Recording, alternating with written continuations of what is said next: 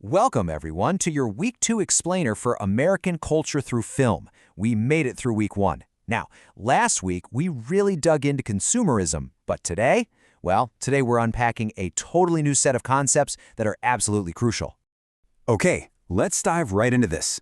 As we look at our digital classroom for Module 2, you'll see the syllabus estimates about a 7 to 8 hour workload for the week. Honestly, this virtual space is designed to be super structured just to fully support you as we dig into some pretty heavy, complex material. So here's your roadmap for the week. It's clear, it's structured, and totally manageable. Welcome to Week 2, our theme of diversity and equity. This week's anchor films, Week 2 assignments, and finally, strategies for success. Moving right along to Section 1, welcome to Week 2. And into Section 2, theme, diversity and equity. Our central theme this week explores exactly how films reflect, and more importantly, challenge social structures, race, and identity. You know, media scholar Dallas Smythe once wrote, "The basic myth of our culture is that consumption is the goal of life." That quote is just a perfect pivot, right? It bridges last week's deep dive into consumerism directly into this week's focus on representation and power. To really analyze all this, we're introducing a concept called critical dialectics. Now, what does that actually mean? It's basically the process of examining competing perspectives and tensions within cultural texts. So, instead of just sitting back and asking, okay, what's happening on screen, this approach literally forces us to ask, wait, whose perspective is being centered here? And, just as importantly, who's being left out? It's a real game changer for how you watch movies. All right, Section 3, this week's anchor films. We have 3 incredibly powerful anchor films for you to choose from this week. And don't worry, you only need to pick one. What's really interesting here is how each film tackles some seriously complex cultural conversations. You've got race and power in Do the Right Thing, law enforcement and identity in BlacKkKlansman, and the intersections of Black identity, sexuality, and masculinity in Moonlight. Whichever you choose, you're in for a profound experience. Now, as you go through the module readings, you'll encounter some theoretical frameworks, specifically feminist film theory, auteur theory, and critical race theory. Think of these as different pairs of glasses. They're objective lenses that help connect the raw filmic evidence you're watching on screen to much broader, real-world social contexts. Moving on to Section 4, Week 2 assignments.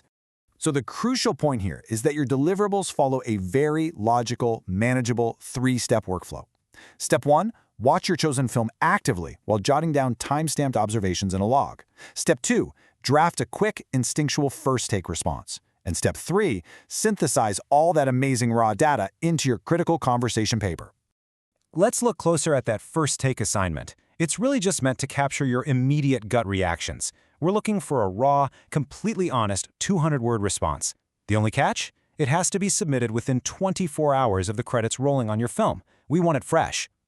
And this brilliantly illustrates the main project for the week, the critical conversation paper, which is due August 7th. For this one, you'll need to anchor your argument using that time-stamped observation log you created alongside 2 peer-reviewed academic articles. It's like putting together a giant intellectual puzzle. Oh, and a core requirement for that paper is what we call the screen and street connection. Basically, this means taking those abstract themes you found in the film and linking them directly to a current news event or an ongoing real-world debate. We want to see how the screen reflects the street, so to speak. That brings us to Section 5, Strategies for Success. To help you navigate all this, we've outlined a few best practices.